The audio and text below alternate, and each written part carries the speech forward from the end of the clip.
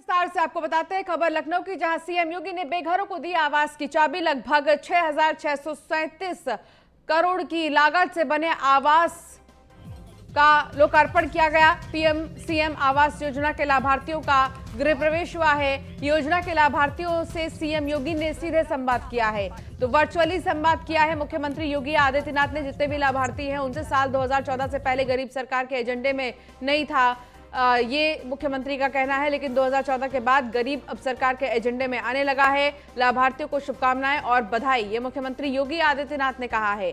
मुख्यमंत्री आपको बता दें कि प्रधानमंत्री आवास योजना के लाभार्थियों को चाबी सौंप चुके हैं। सीएम योगी ने योजना के लाभार्थियों से संवाद भी किया, वर्चुअली बातचीत की। पीएम आवास योजना के तहत उन्होंने चाबियां लाभार्थियों को दे दी हैं। 2014 से पहले गरीब सरकार के एजेंडे में था ही नहीं, ये मुख्यमंत्री ने कहा, लेकिन 2014 के बाद गरीब जो है वो सरकार के एजेंडे में शामिल होने लगा। तो मुख्यमंत्री योगी आदित्यनाथ ने बधाई दी है उन तमाम लाभार्थियों को जिन्हें चाबी सौंपी गई है। आज न जाने कब से कितने समय से ये लोग इंतजार कर रहे थे अपने आवास का, उनके खुद के आवास का, लेकिन नहीं मिल पा रहा था इन्हें आवास इनके खुद का।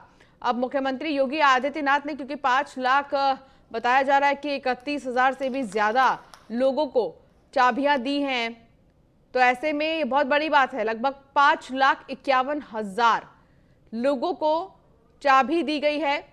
लाभार्थियों से सीएम योगी ने वर्चुअली संवाद किया और ये जाना है कि वो कैसा महसूस कर रहे हैं चाबी अपने हाथ में लेकर।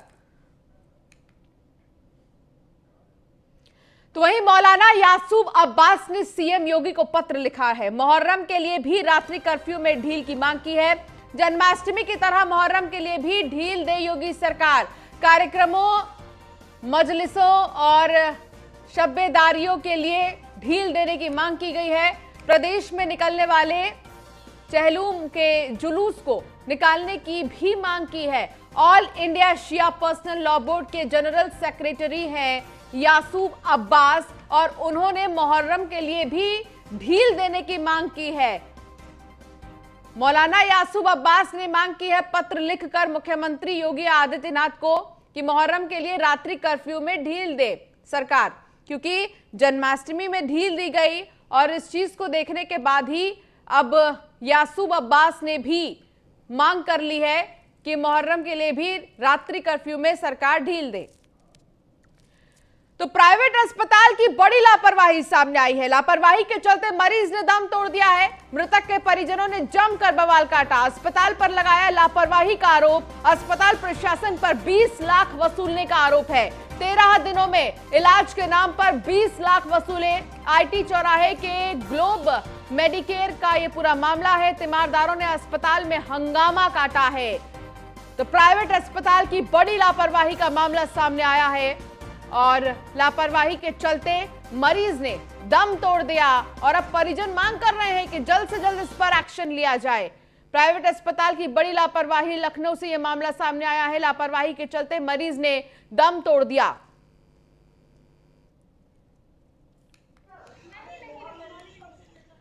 खबर संभल से, जहां संभल में युवक की संदिग्ध मौत मामले में कार्रवाई को लेकर पुलिस पर लापरवाही का आरोप लगा है, जिसके चलते गुस्साए परिजनों ने रोड पर ही शव रखकर थाने का घेराव किया।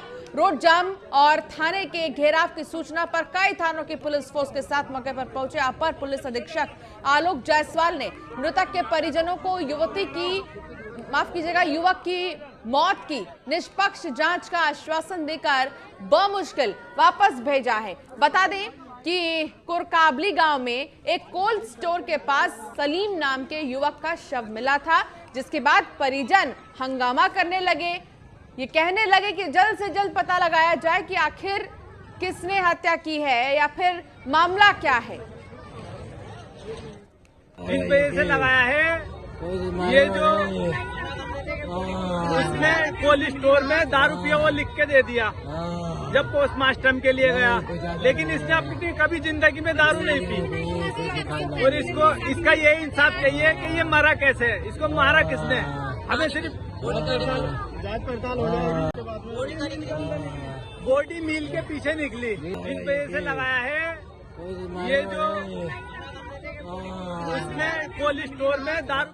लगभग 10:30 बजे थाना नखासा पर सूचना प्राप्त हुई कि नखाजा क्षेत्र अंतर्गत गांव कुरकावली स्थित ग्लोरियस कोल्ड स्टोर की कूलिंग प्लांट की हौद में एक व्यक्ति का शव पड़ा हुआ है। सूचना पर स्थानीय पुलिस द्वारा मौके पर पहुंचकर छानबीन की गई तो मृतक की शिनाख्त सलीम पुत्र इफ्तिकार निवासी 32 वर्ष रुकंदी सराय थाना नखासा के रूप में हुई है। यह भी संज्ञान में आया कि मृतक पूर्व से उक्त कोल्ड स्टोर पर लेबर का कार्य करता रहा है। परिजनों से पूछताछ में जानकारी हुई है कि कल लगभग 8:30 बजे सुबह मृतक काम की तलाश में अपने घर से गया था। मृत्यु के कारणों की विस्तृत रूप से जांच की जा रही है। शव को कब्जे में लेकर पंचायतनामा की कार्रवाई करते हुए पोस्टमार्टम हेतु भेजा गया है। तो सहारनपुर में पंचायत के दौरान दो पक्ष जमकर आपस में भिड़ गए। दोनों पक्षों ने एक दूसरे पर जमकर लाठी डंडे बरसाए, जिसके बाद करीब आधा दर्जन लोग घायल हो गए हैं। घायलों को अस्पताल में भर्ती किया गया है। सूचना मिलते ही मौके पर पहुंची पुलिस ने कई लोगों को हिरासत में ले लिया है। पूरा मामला तीतरो कोतवाली के ग्राम महंगी का है। में आज से गुलजार हुए नौनिहाल। कक्षा 1 से 5वीं तक की कक्षाओं में पढ़ाई हो रही है। कोरोना गाइडलाइन का भी पालन किया जा रहा है। मास्क और सामाजिक दूरी का भी पालन किया जा रहा है।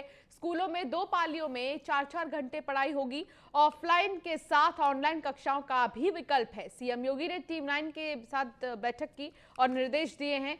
कोविड प्रोटोकॉल का पूरा ध्यान रखा जाए, ये मुख्यमंत्री ने कहा है। साथ ही मुख्यमंत्री ने यह भी कहा कि स्वच्छता सैनिटाइजेशन का काम हर जगह किया जाए। पठन पाठन के साथ सुरक्षा पर भी पूरा ध्यान दिया जाए। बच्चों की स्वास्थ्य और सुरक्षा में कोई लापरवाही न हो।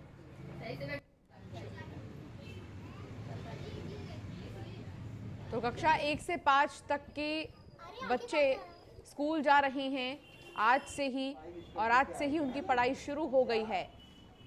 हालांकि 100% तो अटेंडेंस नहीं है, लेकिन ये ऑप्शनल है कि अगर कोई चाहता है तो वो घर से बैठकर भी ऑनलाइन हिस्सा बन सकता है क्लास का।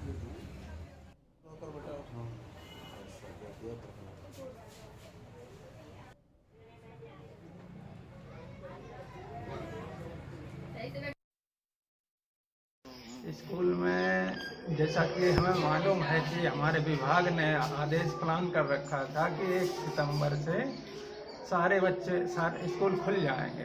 प्राइमरी के बच्चे भी आने लगे कक्षा 1 से 5 तक के।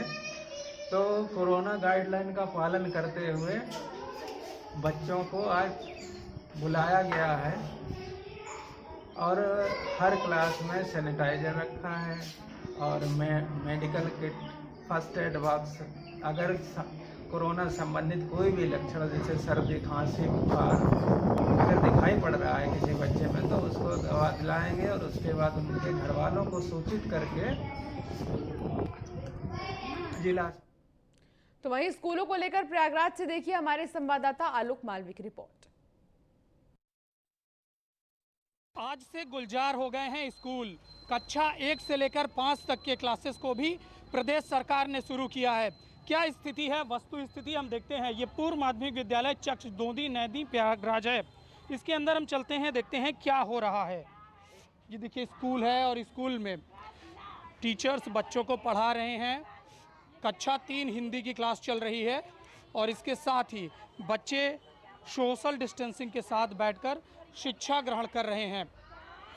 स्वच्छता स्कूल सुंदर स्कूल, इसकी स्लोगन लिखा गया और आप देख सकते हैं क्लास में बच्चों को पढ़ाया जा रहा है कि किस तरह से हम अपने प्यारे देश में रह सकते हैं, किस तरह से कोरोना फ्री अपने देश को कर सकते हैं। हम इस क्लास में चलेंगे। देखिए एक क्लास है और क्लास के अंदर ये टीचर्स पढ़ा रही हैं बच्चों को। हिंदी का ही क्लास चल रहा है। हे जग के स्वामी, डेट पड़ी हुई है 1/9/2021। ये कक्षा 4 है और यहाँ के बच्चे अपनी अपनी क्लासेस में पढ़ रहे हैं। बेटा क्या नाम है तुम्हारा? इंशा। इंशा, क्या पढ़ रही हो और क्या कहना चाहोगी आज से स्कूल खुला है? मैं पढ़ रही हूँ पाठ है जग के स्वामी। जी, आज से पहले दिन आप स्कूल आई हैं? जी। अच्छा, अभी कोरोना चल रहा था तो क्या सीखा आपने? सोशल डिस्टेंसिंग सीखा आपने, मास्क लगाना सीखा? जी। क्या कहेंगी? दूरी बनाकर रखनी चाहिए। तो ये बच्चे हैं छोटे छोटे नन्हे मुन्ने, देखिए सोशल डिस्टेंसिंग के साथ बैठकर हिंदी की पढ़ाई कर रहे हैं। और भी क्लासेस चल रही हैं। इसके साथ ही जो प्रिंसिपल नासिर हुसैन जी हैं प्रिंसिपल स्कूल के, जो कि सोशल डिस्टेंसिंग का पाठ पढ़ा रहे हैं और सारी क्लासों को देख रहे हैं। चूँकि आज पहला दिन है, पहले दिन के लिए जो टीचर्स हैं उनको भी तैयार किया गया है। नासिर जी, आप पहले दिन आज स्कूल खुला है 1 से 5 तक का, क्या तैयारियां की, किस तरह से स्वागत किया आपने? तैयारी बच्चे सुबह आए जो है, उसके बाद फूल वूल से स्वागत किया गया बच्चों का। तो कुछ बच्चे जो है देर भी आए, तो सबको सोशल डिस्टेंसिंग के हिसाब से ही बैठाया गया है। और बच्चे अधिक हो जाने पर फिर दूसरी जगह भी कम है कुछ, तो इसलिए आगे इसका जो है 2 पालियों में चलाने की व्यवस्था अगर हो जाएगी तो 2 पाली में चलवाएंगे। क्या कहेंगे, किस तरह से सरकार से गाइडलाइन मिली है आपको और क्या करना चाहिए? गाइडलाइन ये सोशल डिस्टेंसिंग के हिसाब से 2 गज मतलब दूरी से ही बच्चों को बैठाना है। उसी हिसाब से हम लोग प्रयास कर रहे हैं कि वो सोशल डिस्टेंसिंग का पूरा पालन हो और बच्चे उसका ध्यान रखें। उसी पर मेहनत कर रहे हैं हम लोग कि पहले सब बच्चों को मतलब सोशल डिस्टेंसिंग बनी रहे, सभी सही रहें। तो वहीं कानपुर से देखिए हमारे संवाददाता सूरज पांडे की रिपोर्ट। कोरोना संक्रमण की दूसरी लहर थमने के बाद एक बार फिर से अब फर्स्ट क्लास से लेकर 5th क्लास के स्कूल गुलजार हो चुके हैं। हम इस समय ऐसी ही क्लासरूम में मौजूद हैं, आपको दिखाते हैं कि देखिए यहाँ पर सुबह से ही बच्चों को सोशल डिस्टेंसिंग के तहत बैठाया गया है। बाकायदा सभी बच्चों के चेहरे पर मास्क और सैनिटाइजर का भी प्रयोग किया जा रहा है। और सबसे बड़ी चीज़ आपको दिखा दें कि ये देखिए क्लासरूम में जिस तरीके से शिक्षक जो हैं वो सभी बच्चों का बॉडी टेम्परेचर ले रहे हैं और हाथों को सैनिटाइज करा रहे हैं। सबसे बड़ी बात यह है कि जिस तरीके से आज ये स्कूल खोले गए हैं, बच्चे क्योंकि फर्स्ट क्लास से लेकर 5th क्लास के बच्चे जो हैं वो काफ़ी छोटे होते हैं, ऐसे में स्कूल प्रबंधन की एक बड़ी जिम्मेवारी बनती है कि आखिर वो किस तरीके से पालन कराएंगे। हमारे साथ एक शिक्षक मौजूद है, हम उनसे बात करते हैं। सर, क्या नाम है आपका? शिवम धीमान। सर, किस तरीके से आज आप लोगों ने व्यवस्थाएं कर रखी हैं? काफ़ी बड़ी चुनौती है। हाँ, कोरोना की चुनौती तो बहुत ज़्यादा बड़ी है, पर हम सभी उत्साहित हैं क्योंकि इससे पहले जो पूर्व शिक्षाएं चल रही थी वो ऑनलाइन थी और उसमें बहुत परेशानियां भी होती थी क्योंकि कभी कभी बच्चे जुड़ नहीं पाते थे या बच्चों में आलस आ चुका था।